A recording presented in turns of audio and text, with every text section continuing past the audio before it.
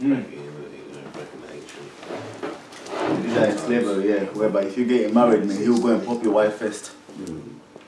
You need to go and pop your wife first. Yep. Certain Jake men would die, chose rather to die than to allow that to see that happen, man. You know, it showed you that movie. Was it The Butler? Yeah. Was it The Butler? With the son. Yeah. But in the first part of the movie, Yeah. the slave master, they were in the field, and then the slave master just walks up and he takes his woman by the hand, because she already knew what that meant, man. Because he was going to take her to the cabin, and then he's standing there, that obviously the husband, he's standing there, he knew what was going on.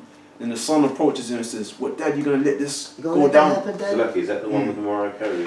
Yeah. Yeah. Is it cool? Because I haven't seen it. It's called The Butler. The Butler. It's called The Butler, man. You gotta let Oh, yeah, You're gonna let that happen. You're gonna let that happen. And then like he looked and says, "Listen, boy. Listen, boy." He said, "This is the white man's world, and we're just living in it. That's it. It's basically."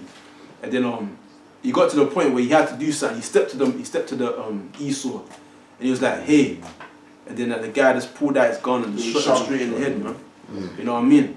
Because at that point Esau can do whatever the hell he wants to do. He can take your woman, you know what I'm saying, right in front of you, shoot you dead right in the spot, right in front of your children. And that was really nothing compared to what Esau was really doing, man. Yeah. You know what I'm saying? He would rape. He's called butt breaking, man. He would rape. This is going for the topic, but he would rape a Jake man right in front of his entire family, man. Yep. And his first sodomize him right in front of his whole family, man. You know, so that's really nothing compared to what Esau was really doing, man. You know, which hence why we call him the devil, man. Yep. You know, and he took, you know, so-called Mariah Carey, you know, with the who she was playing, took her to the cabin and popped her, man. You know, just after she killed the husband, and if you watch it, she went crazy, man, in the movie. And you know, that's like if I make a mention in that movie, The Butler, it shows you it's not that many generations since from that time, man. Yeah, hasn't. You know, it's not been that long, because that same boy, he grew up to be white man, to be a butler in the White House, and then you know, the son became like, I think he became like one of the Black Panther parties. Less than 100 years ago. Yeah, so it's not that long, man. They like to say, "Oh, that's a long time ago. That's our forefathers." No, it's not that long ago, man. That's around the corner, man. They said that like that was hundreds of years ago. Like, no, like it was millenniums ago in the ancient times or something like that. That's people that are 100 years old now, man. They are still alive. I was born in 18 something, man. I will tell you, man. Which is like there's a comedian called Louis C.K. and he mentions that as well. He mentions how so-called white people always say, "Oh, it's thousands of years ago," and he said it was less than 150 years ago. He said that's two 70-year-olds living back to back. Basically, that's what he says. Yeah. So to be a father and a son, man. You know, my father went through it, and then I'm his son. Yeah. You know, he told me about it. I just got lucky just be born right after. Right. You know. So that's examples of adultery, as we was reading. Disordered marriages and adultery, and Esau promotes that in his society, and then at the same time calls this a God-fearing society. Nation, You know, Christianity, you know, the Puritans, because how did America was established really by the Puritans, man? They all went around with the cross, you know what I'm saying, getting people to repent in the name of Jesus Christ, calling people to repentance and baptism and all that stuff, man. And that was all through Caesar Borgia anyway, so that was all idolatry to begin with, man. That had nothing to do with the truth of Yahweh Hashem Yahshua anyway. So all that adultery really came through Caesar Borgia, that idolatry shit anyway, man. Right. And it's still going on right now. Idolatry goes in the name of Caesar Borgia. The blonde hair, blue-eyed, white Jesus, man. You know what I mean? Just be masked with the Bible. Yeah, exactly. It's just a mask over, man. Yeah. It's just a makeover, really. You know? It's like, you know, it's like, and just to fast forward, you know, from the time of slavery to now, you could deal with any woman now, right now, and technically you're committing adultery, because the woman that you're dealing with, she already had a man before you came on the scene. Exactly. So, you know exactly. So really much with the liberation of women came adultery. But it goes under the guise of Satan under this world. That's where that comes from, you know. That's why Hawashai said, "You wicked and adulterous generation, seeking for a son." You know, so it is right adultery, and this is the next one is and shameless uncleanness. Yeah, shameless and uncleanness. So it doesn't really matter what you do or how it's done. Like there's no etiquette with the women of today either. You know, And to really be honest with you, just based on the term women, I wouldn't really call these females women because they don't do what a woman does. Right. It's so bad that I'll even go as far as saying this. You got some women females that don't want to be called women. They have an issue being called women. You know what I mean? Could you believe that? Yeah, you can't call them women. Yeah. It's they're trying to undermine them or something. But at the same time, they're correct because technically, based on the term women, they're not women. Yeah. You know, they're just what you call prostitutes. Females. Yeah. Females. Just call it for what it is, as I usually do anyway. Yeah, so go on, brother. It says shameless uncleanness, right? For the worshipping of idols, not to be named, is the beginning, the cause, and the end of all evil. Yeah, so I mean, that's pretty much the thing, man. This is all about idolatry, strange gods, and the likes. That's what it's all about, and that's why we're experiencing what we're experiencing, even amongst the people. We're seeing what people are doing. We've also been in that world, you know. So that's just how that goes, man. Because it's all got something to do with strange gods. Anyway, you're going. Right.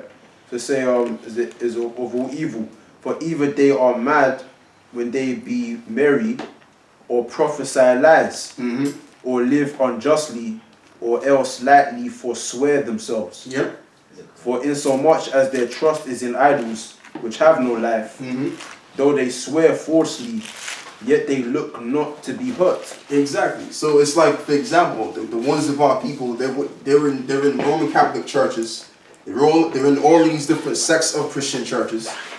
And the ones of our people are into Islam as well, and they're doing what they're doing. They're getting married and the likes, and for some reason the marriage doesn't work out well. And it's all because they're under the false influence. They're worshiping something that's not correct to worship. You know what I mean? And ultimately, this whole entire world, because this world is considered a god, the philosophy of this world.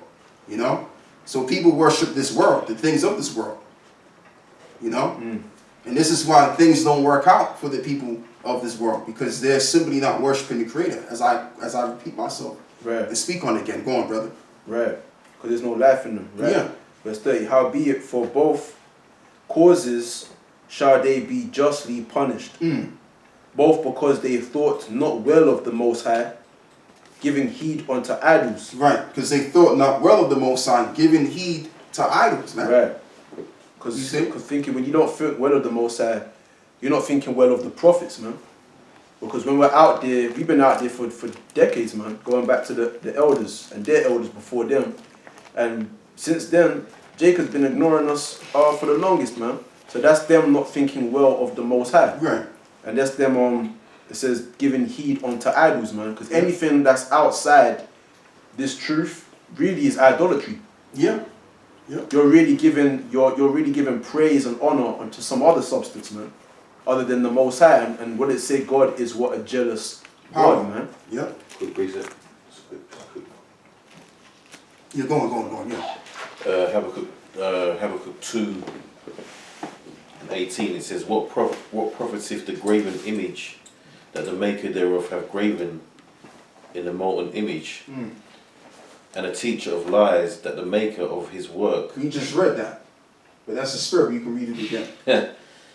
and that the maker of his work trusteth therein to make dumb idols.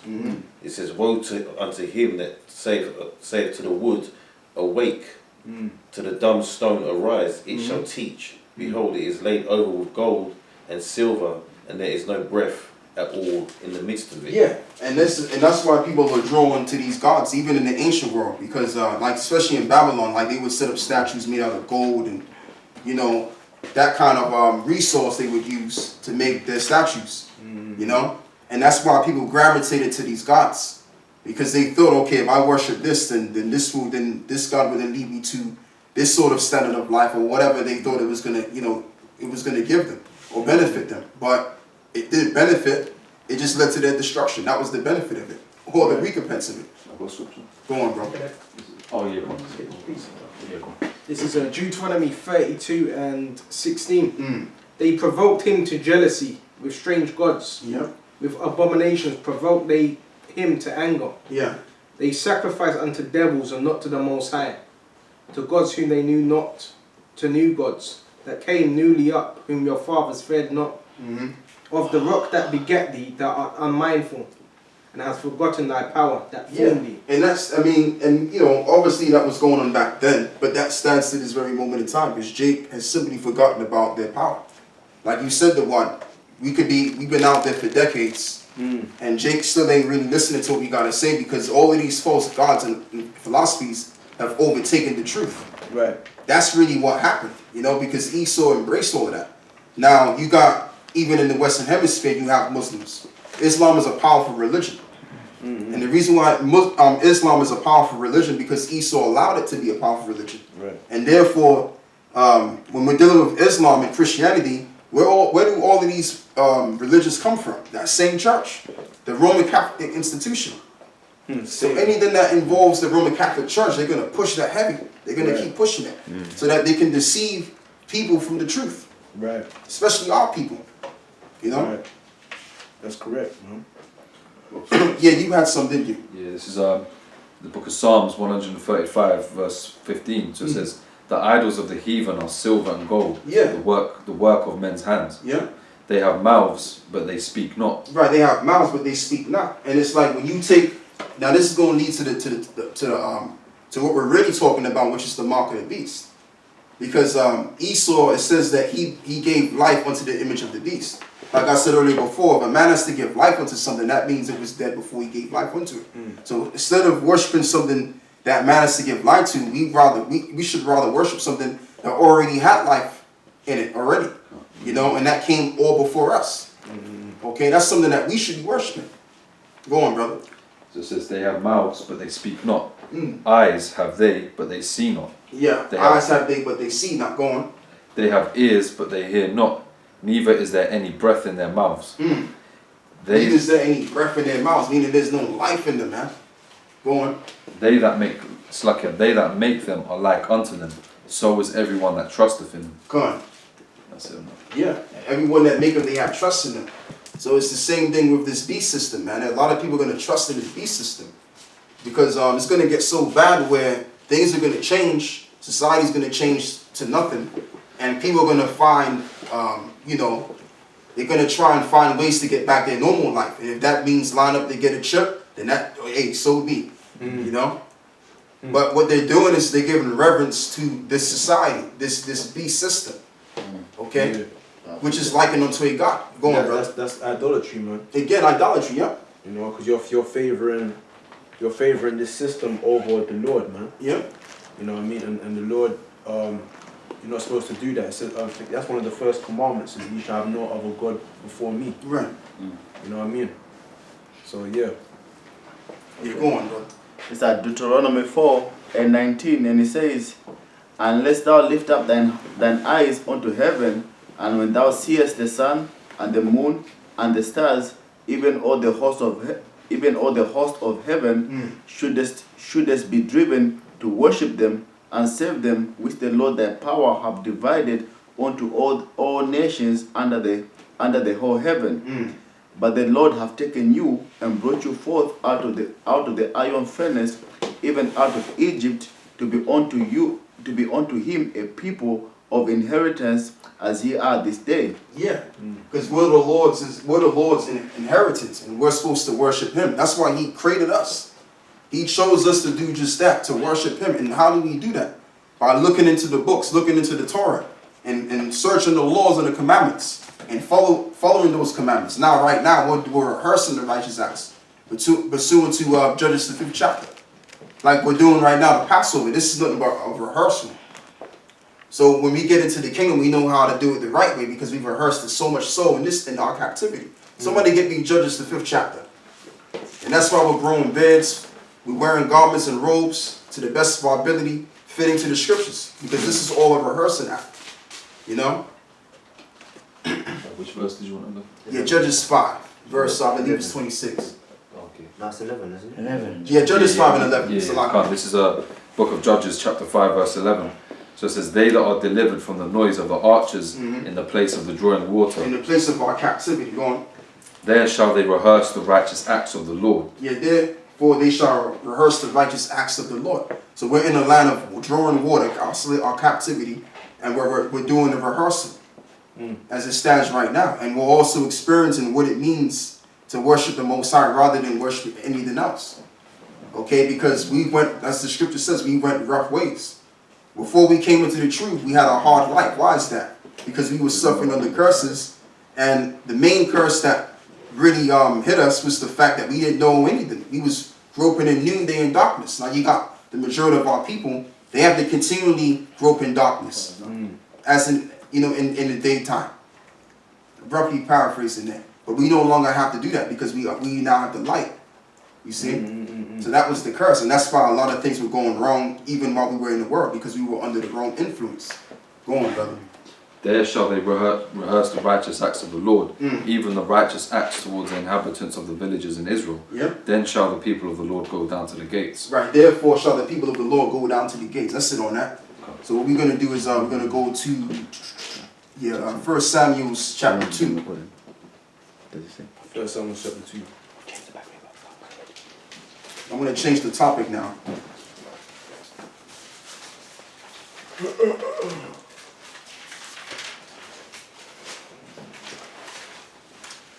Yeah, got that thing. Yeah. What verse? Start from verse 1. Okay, fine. This is our No, first. 6. Okay. Start from 6. This is 1 Samuel chapter 2 verse 6. So it says, the Lord killeth and maketh alive.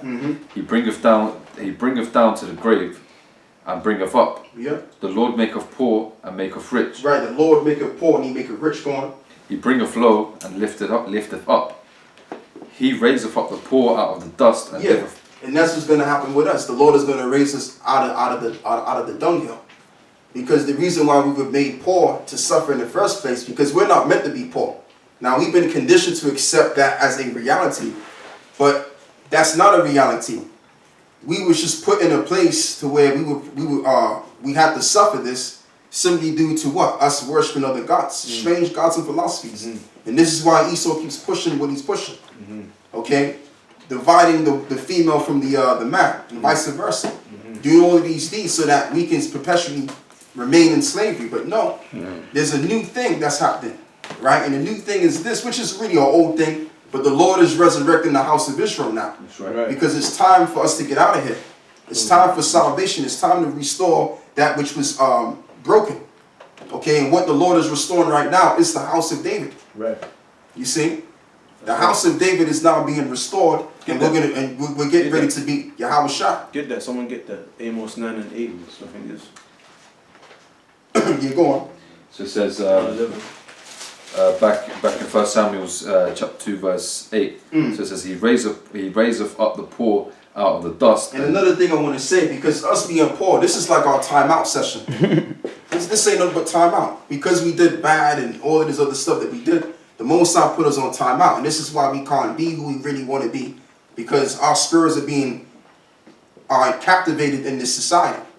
You see, like we know the skills that we got, that we possess, but we can't build on those skills because Esau has a way of oppressing us from doing that, or having for us to work the jobs that we want, that we was designed. Like you got a lot of jakes that have a lot of dreams and visions of things they want to do in this world, but Esau ain't letting Jake get through because we're in captivity. So if we're in captivity, that means our souls will be captivated. All right, and that's why you got a lot of jakes walking down the street bugged out of their mind. The reason why, because Jake is suffering oppression. You got so much talent and so much greatness within you, but you can't embrace that greatness. And that's what will bug a person out. Because you got to contain all of that great stuff. You see? Like, for example, Jake like to say, I want to get such and such off my chest. Jake can't get his talent off his chest. Because Esau's oppressing Jake. That's why they bugging out. Go on, brother. But what Jake don't know is that they're on timeout. They're in captivity. And this is why, as we said last week, Jake is looking for the answers. Matter of fact, somebody give me Romans 11 real quick, and then I'm going to move on. In what is it? 2 Samuel, no, 1 Samuel, the second chapter. I just want to make one point. This is Romans 11. I say then, have the Most High cast away his people? Most High forbid. No, 11:11. 11:11. I say then, have they stumbled that they should... Start with verse 10. Romans 11:10. Let their eyes be darkened. Verse 7. Verse 7. What then Israel have not obtained, Mm-hmm. that which he seeketh for, but the election have obtained it, and the rest were blinded. Yeah, so what is Israel seeking for? The truth. But they haven't seeking the truth, and this is why they have become blinded. But going back to what I'm saying, we know the truth as to why we're put in this condition, because the scriptures gives the answers. And we are the answers to why our people are suffering, but our people, they don't want to turn to that. They don't want to turn to us because of the way we look and the way we project ourselves. That kind of puts the whole thing, this truth off of them.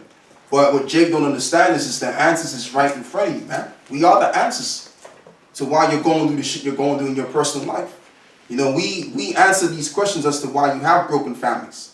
I'm gonna just call it what it is, man. Why the nigga woman can't get along with Jake? Okay? It's all in the scriptures, and we have that information for you. Go on, brother. This brother wanted to bring up Amos 8. It's a 9 and 8, 11, 9 and 11. Amos 9 and 11, and it says, In that day will I raise up the tabernacle of David that is fallen, and close up the breaches thereof, and I will raise up his ruins, and I will build it as in the days of old. And that's the time, and that's the time that's happening right now. We're in the process of the kingdom of heaven, or should I say, we are the kingdom of heaven actually.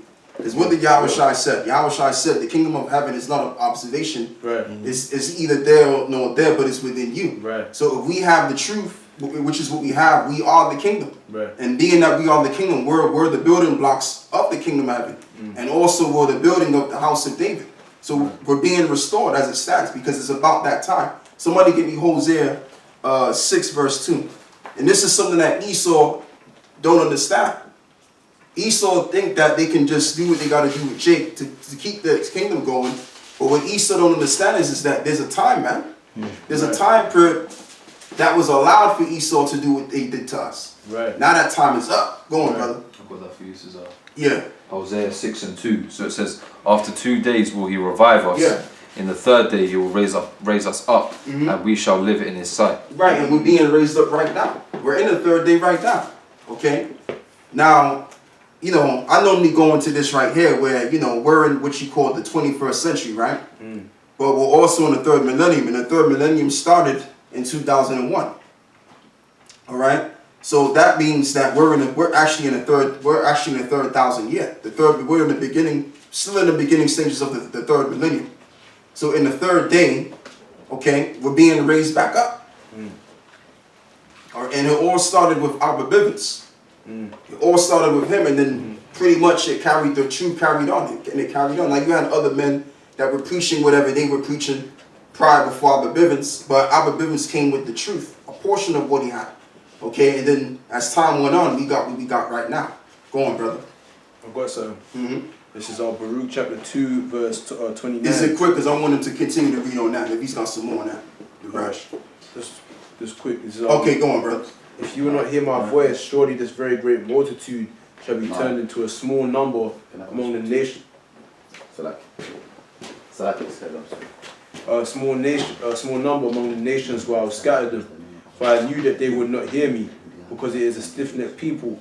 When the land of their captivities, they shall remember themselves, and shall know that I am the Lord their God. For I will give them a heart and ears to hear, and they shall praise me in the land of their captivity, and think upon my name, and return from their stiff neck and from their wicked deeds. For they shall remember the way of their fathers, which sinned before the Lord. And I will bring them again into the land which I promised with an oath unto their fathers. Yeah, so read up a verse, brother, a couple of verses. So it says, for if you will not hear my voice, surely this very great multitude shall be turned into a small number among the nations where I will scatter them. Yeah. For I knew that they would not hear me, because it is a stiff-necked people. Yeah. But in the land of their captivities, they shall remember themselves, and shall know that I am the Lord their God. Yeah. For I will give them an heart and ears to hear, and they shall praise me in the land of their captivity, and think upon my name. Beautiful, and return brother. from their stiff neck and from their wicked deeds. For they shall remember the way of their fathers, which sinned before the Lord. And I will bring them again into the land which I promised with an oath unto their fathers, Abraham, Isaac, and Jacob, and they shall be lords of it. and I will increase them, and they shall not be diminished. Yep. And I will make an everlasting covenant with them to be their God, and they shall be my people, and I will no more drive my people of Israel out of the land that I have given them. Yeah, that's it. That's a good point. That's a very good precept, because at the end of the day, we're going to return back to the land. But what I'm saying now, we're in the process of going there, Right. you know, and it's about time Esau, you know, his time of deceiving our people and deceiving the world is up. Right. So when Jacob's on the arise, Esau goes down. That's right. Because there's a reason why the Most High is doing this right now. Is raising us up. It's not for no reason. There's a reason why, because the Most High is getting ready to take one down and set up another. Yeah. You know? Beautiful. Yeah, continue on with 1 Samuel, brother. Quick precept? Yeah, because we're going to close out soon. Oh, we can't. This is 2nd Ezra 6 and 9. So it says, and he said unto me, from Abraham unto Isaac, when Jacob and Esau were born, were born of him, Jacob's hand held first the heel of Esau. Yeah. For Esau is the end of the world, and Jacob is the beginning of it that followeth. Right. So Jacob, what is it? Esau is the end of the world, and Jacob is the beginning of it that followeth. Right. So we're at the end stages of Esau. We're at the end of the world right now. Right. You see? And also we're also in the day of evil. So in the day of the end, evil is going to come. And that's what's going to pretty much wrap this society up. The great evils that will be sent forth. But Esau's going to use, so like, what am I talking about Esau's going to use? The Lord is going to use Esau to destroy himself. Right. As what was said to Peter. Peter was told, he that liveth by the sword shall die by the sword. Right. So the Lord is going to use the sword, right, which is Esau, to destroy the man with the sword. Thrust them through. Right. Okay? And that's how he's going to be taken out and destroyed and diminished. And no longer. That's where it's going. Yeah, so continue on with Samuel's brother. This is first Samuel 2 and 6. So it says, the Lord killeth and maketh alive. He bringeth down to the grave and bringeth up. Yeah. The Lord maketh poor and maketh rich. Yeah. He bringeth low and lifteth up. Yeah. He raiseth up the poor out of the dust, and lifteth up the beggar from the dunghill, to set them among princes, and to make them inherit the throne of glory. Yeah, so that's what's going to happen, man.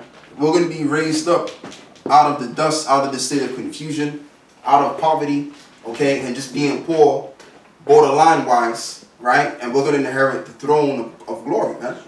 That's where it's all going. So this is why, man, Esau really can't do anything no more to Jacob. And I'm talking about we as a people that's in this truth. Because we're the guys that can't be deceived. It says that if it were possible that they shall deceive the very elect. But it is not possible, because the Lord allowed us to wake up into this truth, wake up to this truth, excuse me, right? And to be risen back up so that he can set up his kingdom and destroy him and set up us, the just. The kingdom of heaven is going to be established. So that's all we have to say. First and foremost, want to give all the praises and the glory to Yahweh. Shalom.